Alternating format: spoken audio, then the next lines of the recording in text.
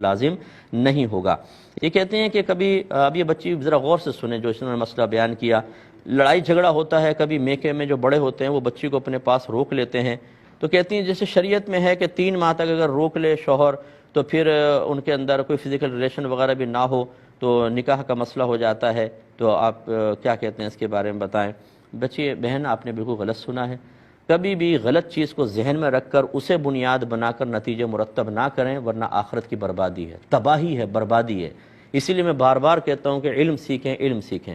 اگر بغیر طلاق کے میاں بیوی 100 سال بھی علیحدہ رہیں، نکاح پہ کوئی فرق نہیں پڑے گا۔ یہ ایلاء شرعی ہوتا ہے کہ شوہر یہ قسم کھا لے کہ خدا کی قسم میں 4 ماہ تک یا ہمیشہ کبھی بھی اپنی زوجہ سے جسمانی تعلق قائم نہیں کروں گا۔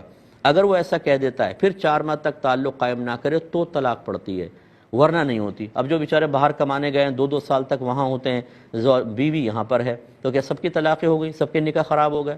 یہ غلط مسئلے سننے کے بعد ان کو ایسا ذہن میں بٹھا لینا جیسے شرعی مسئلہ ہے اور اس پر پھر نتائج مرتب کرنا، بلکہ ہم جیسے بھی آپ نے کہا بھئی یہ تو ہے مفتی صاحب لیکن یہ بتا دیں، بھئی اس کا مطلب پہلے آپ ہم سے پوچھ لیں تو زیادہ بہتر ہے۔ اس طرح کی سنی سنائی باتوں پر اپنی دینی معلومات یا اپنے افعال کی بنیاد رکھنا، جس سے کہ میں نے عرض کیا دنیا کی بھی تباہی آخرت کی بھی۔ خدا را علم دین سیکھیں۔ ہمارے بڑے اللہ تعالیٰ ان پہ بڑی رحمت نازل فرمائے، یہ بچوں کی صرف ایمان مفصل، ایمان مجمل، 6 کلمے، قرآن ناظرہ، زیادہ حفظ، تھوڑے بہت مسائل سکھائے، اس کے بعد سمجھتی ہیں پورا دین ہم نے سکھا دیا۔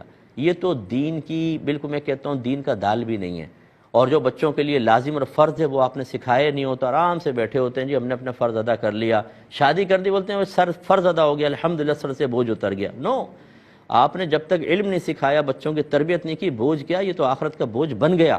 اس لیے فوراً سے پیشتر توبہ کریں، اور یہ دور رہنے سے کوئی فرق نہیں پڑتا ہے، آپ کا نکاح قائم ہے، اپنے شوہر کے پاس جائیں۔